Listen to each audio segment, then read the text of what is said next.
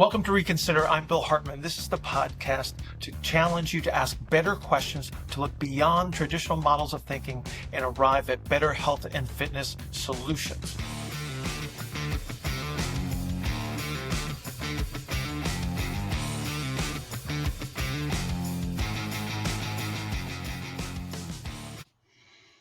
So, scoliosis, bait and laxity scores, that and more on today's episode of Reconsider with Bill Hartman. There you go. Hey, if you're watching this on the release day, which is usually Sundays, and will be Sunday, the June 16th, that we're releasing this.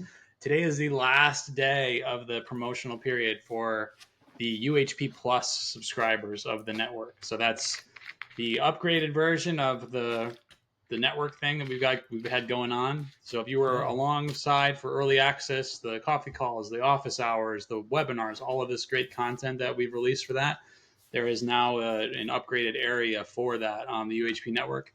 And the promo rate, which is 20% off of what it will eventually be, will be going away after today if you are listening on the 16th. So yeah, they better best move. Yeah, so get in there if you can. There will be a link in the description, and I'll probably throw a little link in the upper corner of the YouTubes, because we can do that now that Bill is big time, over 10K, over 10,000 subscribers. Woohoo! Yeah. People try to make exceptions to rules. They try to think, I guess people try to think that there are exceptions to rules. They look at someone with scoliosis and they go, wow, this person has this sort of inherent genetic predisposition to have this crazy thing that's some outlier, right? Or they're like, oh, that person's hypermobile. And we kind of use these sort of descriptions of people and we kind of toss them to the side, or say like, oh, there's nothing you can do about it. But that might not be the case. And I guess what we're asking people to reconsider is that these things might actually be within the rules of that person given their structure. Let's make one statement that there are possibilities that would take you outside of a range, but it is rare. It is very rare, in fact. What's an example? Well, like if you had the extreme representation of like Ehlers-Danlos, then you might have some connective tissue stuff that would be, or like Marfan's. Marfan's would be another really good example. Like again, those are extremes. Like, I've had people that would come to see me and they carry that diagnosis with them. So they were diagnosed with it, and they say, oh, but I have this problem, but I have Ehlers-Danlos. And so then they default to like, oh, that's the reason why they have this problem. When the reality is like if you put them on the table and you actually measure them, they fall well within the physiological ranges if you understand the representations. And so I think one of the biggest problems that we have in situations where people are branded with hypermobility, and so then they're told like, oh, you have an overstretched this, or you have a lax that, right? You have a laxity. When the reality is you actually have a movement restriction that magnifies one of the inputs into a measurement. And so when that happens, you get a magnification of what would be a typical, we use a table test, for instance. It's like you're doing a table test and your assumption is that, oh, I'm measuring hip external rotation. And so in school, they'd say, well, you're measuring the hip. And I would say, well, you have a femur relative to an innominate, relative to a sacrum, relative to a spine. And all of those are actually contributing all at once into that measurement. If I restrict one of those and magnify another, I will actually get a magnification of a measurement. So I will give you, for instance, so yesterday I'm in clinic and I measured a young man's hip who came to see me, and he had 90 degrees of hip external rotation on his first table test. And 0 for internal rotation.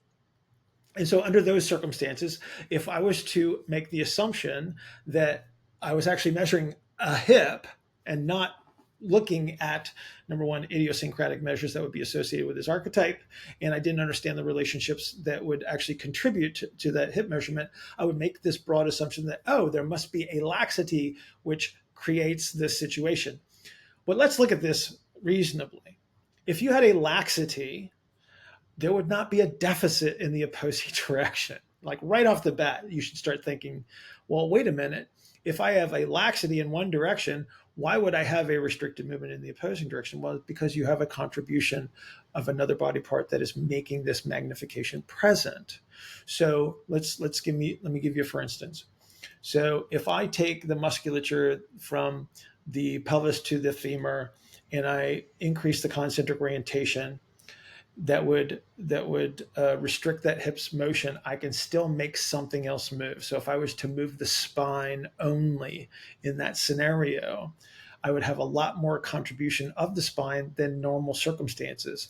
And so what happens is when you take that hip external rotation measurement, the spine actually turns towards you as you're taking the measurement to a much greater degree than if I had a distributed measurement where I had relative motions in the hip. So it actually magnifies the measurement. And so that's what happens when you get somebody with 90 degrees of hip external rotation. It's like you're actually measuring how far the spine can actually orient towards you. And so with that bit of understanding, I've immediately eliminated this concept of, oh, you have a anterior hip laxity that is allowing this to happen. Because very quickly, in fact, we did a little bit of an intervention on this kid, and his measurements went to what would be perceived as pretty darn close to average for a narrow infrasternal angle individual.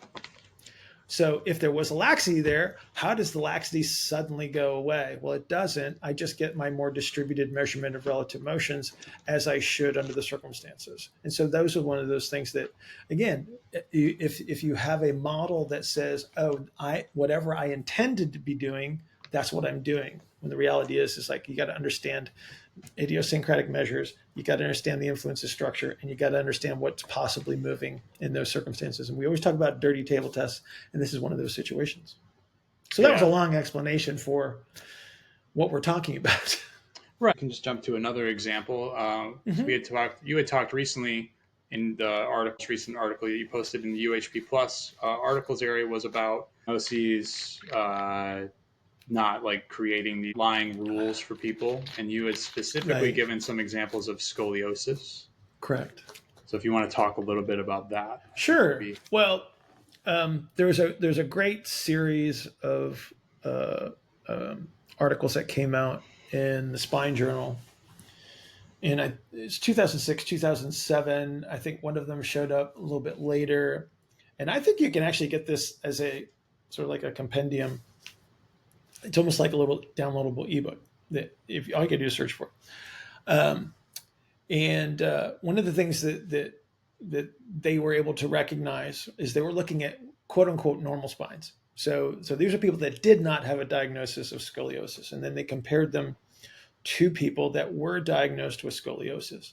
And what they found, that the basic finding is that the same curvatures, as far as directionality is concerned, show up in these normal spines that would show up in people that are diagnosed with idiopathic scoliosis. So in essence, what they're saying is like, well, everybody has the same curves. It's just that these people that are diagnosed with scoliosis have a greater degree of the same curve.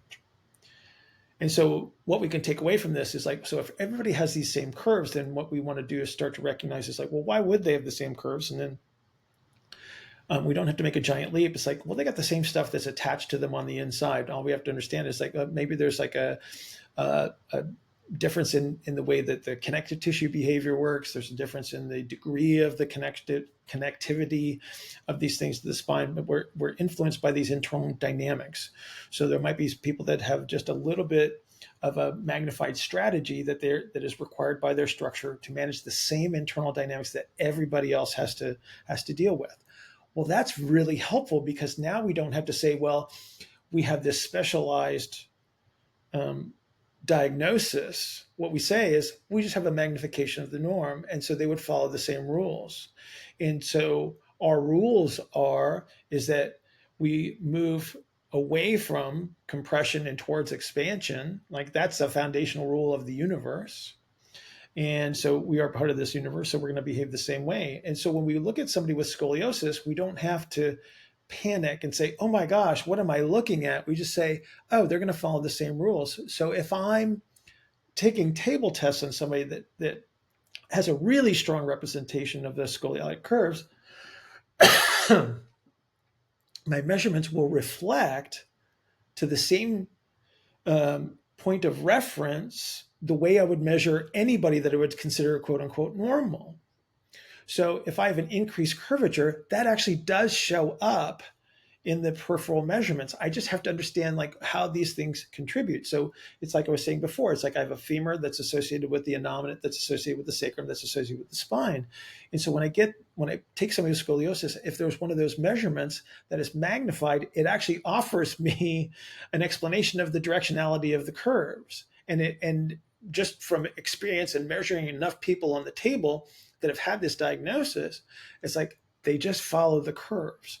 And so it doesn't change the rules as to how I'm going to teach somebody how to manage their scoliotic condition to whatever degree that they are capable. Like there are situations that are obviously magnified to such a degree that they need stabilization surgeries to assist, but we could talk to, it would be really nice actually, I should drag one of my patients into one of these scenarios actually and show her as a representation of what is possible, because she's an older person, so she's about my age. She has had a diagnosis of scoliosis that has followed her throughout her lifetime. She's had periodic measurements. She's had periodic symptoms. So they x-ray her, they measure her angles. And she was getting close to an angle where they would normally do a surgery to try to stabilize. They say, well, if you go another degree in this direction, we're going to do a surgery. And so she comes to me, she says, I don't want to do the surgery. So we just teach her to manage this using the same rules that we'd use for anyone else that walks through the door. And she does a great job. And she actually changes the degree of her, the curvature of her spine. And so then she takes herself out of this range that would be in this danger zone where they would think that they need to stabilize. Now, right. Is that going to work for everybody? Absolutely not. Okay. But in this situation, she was very successful in managing, and to this day, she still is, which is really kind of cool. And so again, there's just various degrees, but it doesn't change the rules. And people get really caught up in diagnoses because we're humans. We got to call things something, right?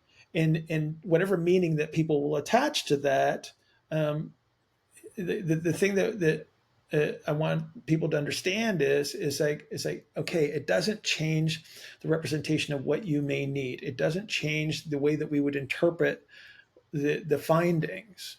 It just guides us as to, okay, maybe I need to protect an area under that circumstance, right? Maybe it actually helps me figure out, it's like, oh, so I have an orientation that is creating this influence, which is why you feel it in a certain place. So it could be a knee, it could be a hip, it could be a shoulder.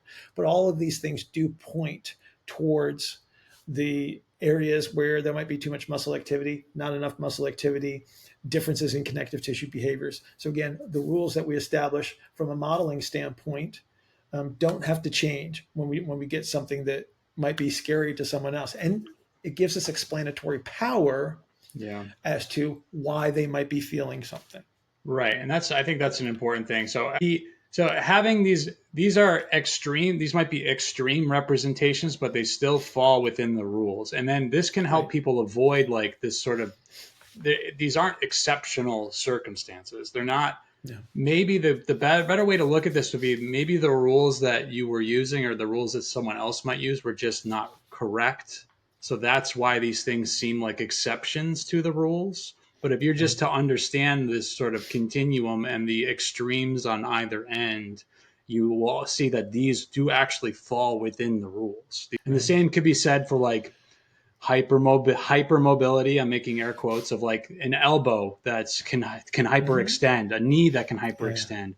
There are instances with trauma in certain cases where you will blow through a restraint at a joint, but that's not what's happening. Like you haven't blown through your elbow to get this hyperextended position. It's just within the extreme range of what your archetype and structure would allow. Correct. Yeah, we see. So, let's use ballerinas and gymnasts. Yeah. Two things that we've been talking about quite a bit in the network. Yeah. Right.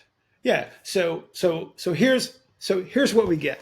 We get somebody that walks in the door that is not a ballerina nor a gymnast, right? But they've been accused of having hypermobility. They will come in and say, "Oh, I'm double jointed," or "I have hypermobility syndrome," or whatever they want to call it, right? Okay. And then we look at the performance side of things. So this is the ballerina and this is the gymnast that have intentionally created compensatory adaptations in structure that allow them to access shapes and positions that we consider attractive. Like there's Yeah. an aesthetic that's associated with gymnastics. There's an aesthetic that goes with ballet. It is always away from midline. It is always these extremes of ERs and such. Right. Because here's one of the things that you start to recognize. If you put one of these people on the table to do table tests, they have severe restrictions in certain directions. And then they have incredible access into certain spaces. Right. So people make this assumptions like, oh, they have this tremendous flexibility in all directions, and they do not. Like their ability to express the extremes are only in very, very specific shapes and directions that they use repeatedly. Well, yeah, let's talk. Right? Let's talk specifically about. So I don't want to get too far Uh-huh. away from something you said. You had said like you didn't use the word compensatory, or you might have, but what I want people to understand is that like you were talking earlier on the coffee call about first position for ballerinas, where you have to point your Mm-hmm. toes 180 degree on a 180-degree line, Yes. basically. That Yes. Yes. requires a bony adaptation, right? So Yes. can you And say specifically what has to be bent and turned in order to do yes. that? Yeah, talk Yes, I about that. can. Okay. All right. So if you take a knee joint, okay, so you got a femur on top, you got a tibia on the bottom. So we'll use those as the frame of reference. I Okay. can just use it. So there's a certain amount of external rotation of the tibia. So just there you go, Chris. Show the external rotation. Yeah. So that it twists out like that. Okay. We all have a certain amount of that. Right now, exhaust that motion. Right. And that's still, so first position is your feet pointing away from each other at 180 degrees. So there's nothing that should allow that to happen. So you exhaust the motion of the external rotation of the tibia relative to the femur, and then you keep turning. And so they do these little dip exercises with their feet turned away. So their knees are actually apart when they first learn how to do this. And then they learn to maintain foot contacts and keep pushing into the ground. And so what they're actually doing is they're mobilizing the knee joint, okay, to the extreme end range, and then they start to bend the bone. So they actually start to twist the bone away from midline. Okay. Now, not everybody can do this. That's why not everybody gets to be this graceful ballerina. That's why not everybody gets to be a prima ballerina, there's 200 of them in the whole world. Out of 8 billion people, 200 people get to be prima ballerinas. Okay. So those people that are gifted genetically to have that level of adaptability get to be that person. Right. But the thing that we want to understand is like anybody that reaches this really high level of performance in these extreme representations of sport have this adaptability, and that's how they're doing it. So when you think that, oh, I need to stretch my hamstrings harder, okay, to access the splits, let me offer you this. That tissue can only extend so far. But here's the really cool thing. If I twist a femur hard enough into external rotation, and I have the capacity to do that, the distance between the two attachments of the hamstring are actually closer together before you even start to stretch into that position. And so you're always stretching within the physiological range of that muscle tissue. You just have another adaptation that is superimposed on that allows you to demonstrate what appears to be an extreme range of motion. Yeah. So the same could be That's how said, that works. like lay You're back. not making the muscle longer. You're actually making the space shorter between the two ends, and Yeah. therefore the extensibility fits within a space. You also like a really good baseball pitcher that seems on the table to have like way over the normal external rotation. It just could be from a Correct. bony, like an actual twist in the bone that allows that laid back looking position. Yes. In many cases, that is the situation. Yeah. And that's needed for performance too. in a way. For Yeah. some people, For some, that's yeah. how they do it. It's like if you measure enough pictures and you'll say, okay, there's a percentage of these guys that do have the humeral torsion. That's what they rely on. Like one of my favorite human beings in the entire world was an amazing pitcher in professional baseball for 16 years.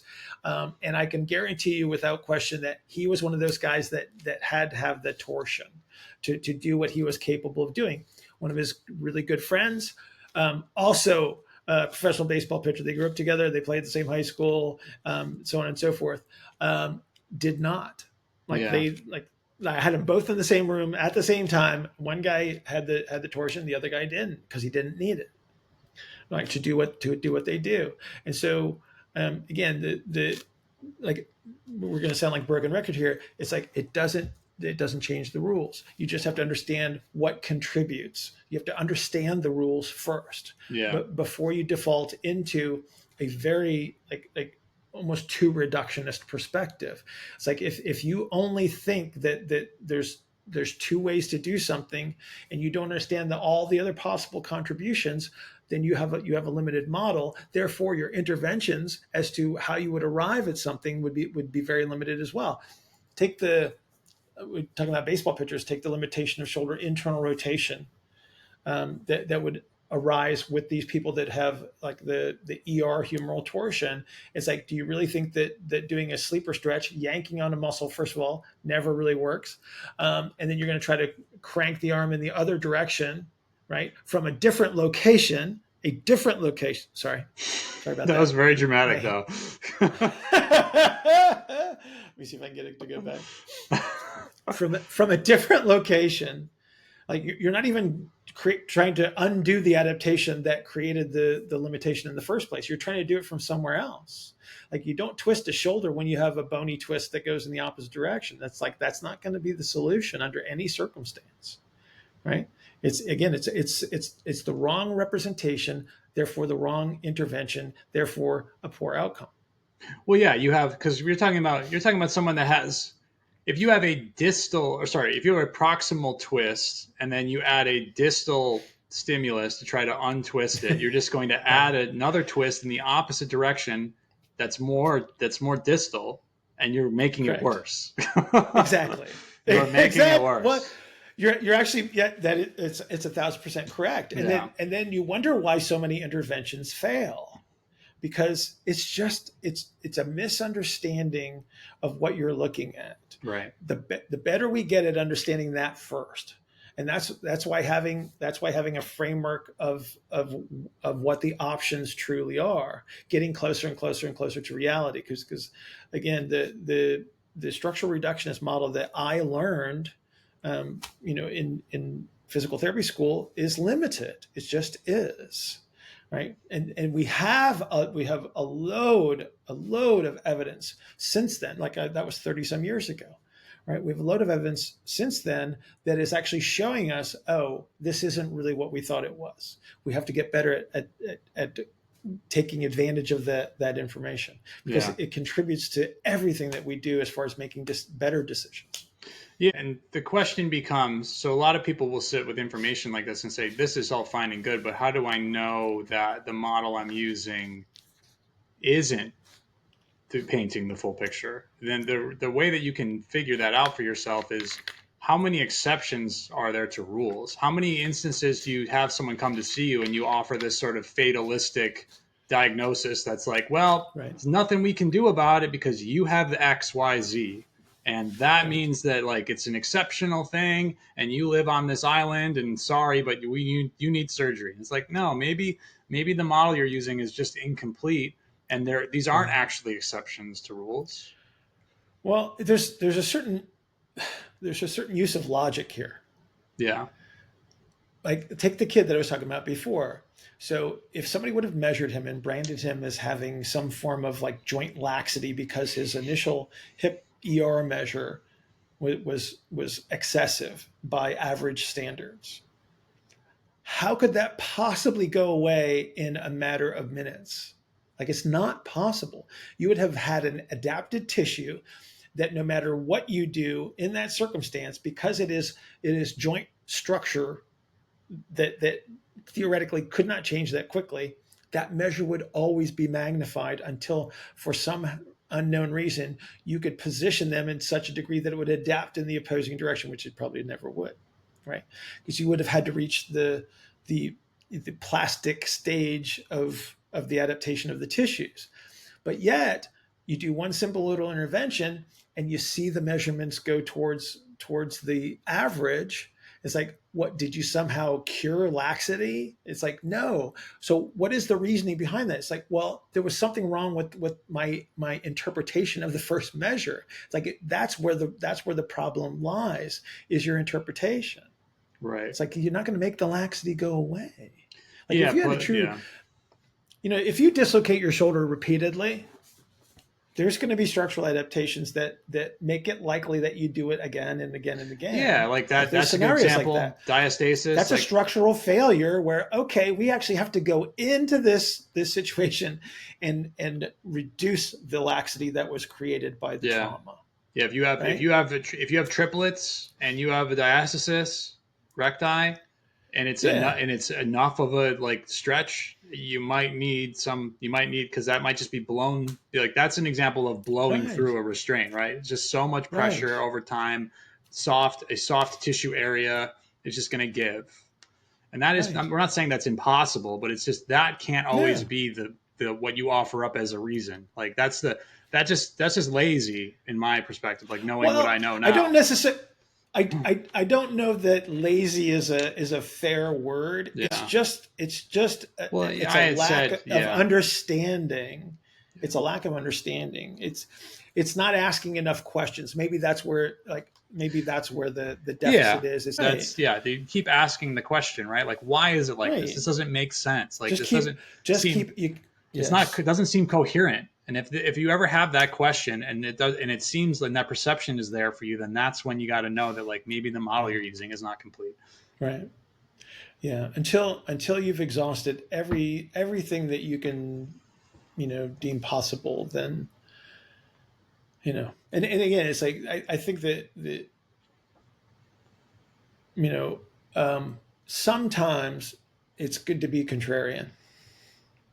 I think you have to be to be, because it challenges you to keep looking for answers. You say, I will not accept this as the, and then eventually maybe you do succumb. You say, okay, maybe that's what it is. But I think there's a lot of information that a lot of people don't get exposed to. Yeah. And so then they are making assumptions, right, based on someone else's interpretation. Right. And not, looking at this for themselves, maybe, and I'm not here to, we're not here to judge. Yeah. Well, we are. Some people, good enough but is fine, right? They do a B+ job at their PT clinic. They see lots of people. They make the money they want to make. They have whatever life they want to have, and that might be it for them. But there are going to be people that want to know why that 2 out of the 10 people they see every week don't get better. Like, why they went through all of these things in the clinic on this one day, and they're driving home thinking, like, man, why could I not crack this one case? Oh, believe me. Yeah. Well, that's what led us. The story of my life. It's that's like what led us here. I have a 4.5 minute drive to the Purple Room now, but I used to live further away from where I used to work. And believe me, there's plenty of time for me to draw blood on my forehead by banging, the steering wheel so many times. But it's, it's developing the scar on your forehead that keeps you moving forward. And I apologize to all my patients from 25 years ago when, you look at what you were doing. The cool thing about it is now, Chris, it's like looking at what I was doing back then. If I would, it's like, oh, what if I would have known what I know now? I would have been so much more effective with those methods and techniques because they're starting to come back into the mix, because it's like, oh, now I understand where that fit. Why you always use that thing and you always got a good result. Yeah, Yeah. yeah, yeah, yeah. It's like you had the tools in the toolbox, but nobody gave you the framework to help you make the decisions. It's like now we have a so much. It's such a better framework, right? It's a better representation of what the possibilities are. It's a better representation of how you would decide your way through this process. Yeah. And so, but that's why the diagnosis. It's not that it doesn't matter at all. Like I said, it just points us to it gives us some attention to a certain place, certain area, but we're still following the rules by treating the person. Yep. Still chessboards and coffee cups. And there you go. All right. Let's favorite breakfast cereal. Ooh, Can be from tough. any age. Like it could be from Oh. 1935 when you were a teenager. Okay, hang on a second. My mother, my mother was born in 1933. So, okay, so um, here's uh, the way that you determine the best breakfast cereal I knew you were going to is have some is sort of strange is rule system. no. Okay, it's not the cereal. It's the The milk milk. that's left. Okay, I That's agree. I left. That's definitely a component of it. I It would is say. defined, but is ultimately defined by the enjoyment of the milk. Like if you leave milk in a cereal bowl after you eat cereal, it was not a good cereal. So you got So, one of those like heavy duty brandy kind yeah, of I like mean, the tree bark and stems and sticks kind of a cereal. It's I'm like with you, those aren't really but good. I like Those aren't milk. really Certain good. people just only you drink milk in cereal. Like they would never drink a glass of Yeah, but it's milk. They would like never. okay, Yeah, all right. So if you're a chocolate fiend and you right. had like chocolate pebbles Yeah. or Count Chocula, Hmm. it's like that's high quality chocolate milk, Right. right? And Yeah. so that tells you like your chocolate flavored cereals. Not a big chocolate flavored fan for Right. breakfast, but But if you like chocolate milk, that'd be the way to go.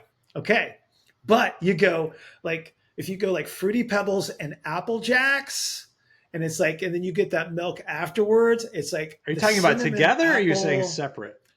No, like an either Okay. or kind of Yeah, a I'm thing. with you. Okay. Although now I'm thinking, I'm Cinnamon with thinking, the fruity pebbles might be a little too much.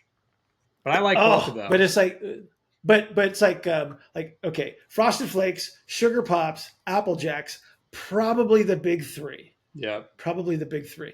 The great thing about Frosted Flakes is after it absorbs some of the milk, the quantity of cereal you could get on every spoonful was spectacular.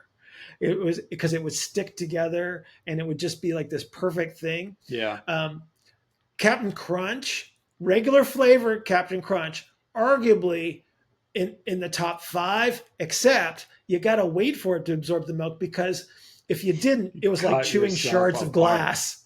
It was, My mouth but hurts still thinking like, about it. but still an arguably a spectacular cereal. But again, you couldn't eat it right away. You had to sit there and wait. Here's a Um, question for everyone as well. This is a uh follow question if anyone is actually still with us and they just turned this off by now. The huh. what flavor, without looking this up, what flavor would you say Captain Crunch is? I sorry, Captain Crunch. Oh, What it's flavor is Captain. it? Captain Crunch. Or it's a CAP apostrophe N. Yeah. Captain. Yeah. What's the flavor Oh, of Captain Crunch? that's a great question. I know the answer to it, but Uh, oh, you do? yeah, You do? there is an Can I answer. guess? Can I Sure. I mean, guess? that's what this Can I is for. guess? Was there an element of caramel in it? You're in the right. You're in the right ballpark. So is it toffee? No, but it's something. Toffee, caramel, It's a something like that? sugary like extract type of. Well, of course it is. It's the best kind of cereal. Yeah, I believe so. The original, I think it's flavored molasses Huh. is the Okay. actual flavor profile of Captain Crunch. Interesting. Some people think it's Okay. like peanut Okay. butter. Some people think it's like honey, but I'm pretty Well, but sure. there's peanut butter. There's peanut butter Captain Right. Crunch, But which it's shouldn't even it's a exist. corn molasses cereal. Actually, it's oat. I think Captain Okay. Crunch is oat. Is an oat Okay. cereal. It's corn and oat, which is I think a great Yeah. combination of things. Because corn Yeah. cereal and oat cereal and milk makes like So there are certain ice cream places in New York that would do like a cereal milk ice cream, which is basically like Yeah, like the you just put oat ice cream. milk with Yeah, cereal, and then you take the milk out and put it in an ice cream yeah, machine. But yeah, yeah. so Captain It's Crunch is horrible it's though. got to be in the top for me as well.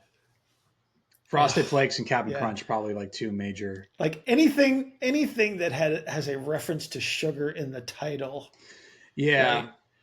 they've gotten away Like from that. I don't think I it don't used think to be they're. sugar Yeah, I think pops. they're It used to just. be sugar I pops. think they're They just became corn pops. I think pops. they're just pops now. Yeah, or corn pops. And that Corn they pops. sugar smacks is now honey smacks or something like that. Yeah, they changed that. Like Yeah, honey's healthy, right? But it used to be super sugar crisp. yeah, sugar crisp. Super sugar crisp. Sugar Bear, remember Sugar Bear? Yeah, can't get enough of that Yeah, sugar crisp. he was a cool bear in the turtleneck sweater. Yeah. All right, we've overstayed our welcome. It's sign That up. that clip alone needs to be isolated on the YouTubes. Nobody is Just talking watching. about Nobody is watching this for us sugar talking coats. about cereal. Dale's still watching. Yeah, it's Dale's true. still watching Dale is because with us. Dale understands. Dale understands a good sugar coated Dale's going cereal. to talk about some cereal that came out in 1958 that he used to have or something like that. He's going to be like, There's going to be something that was bad for you that they had to stop selling. yeah, yeah. You know? Be like, it's limited time cereal that it featured like the monkeys or something like that. Cornflakes with cocaine sprinkled on it, Yeah. like they used to do There in you the go. Coca-Cola. Right. All right. Bye bye.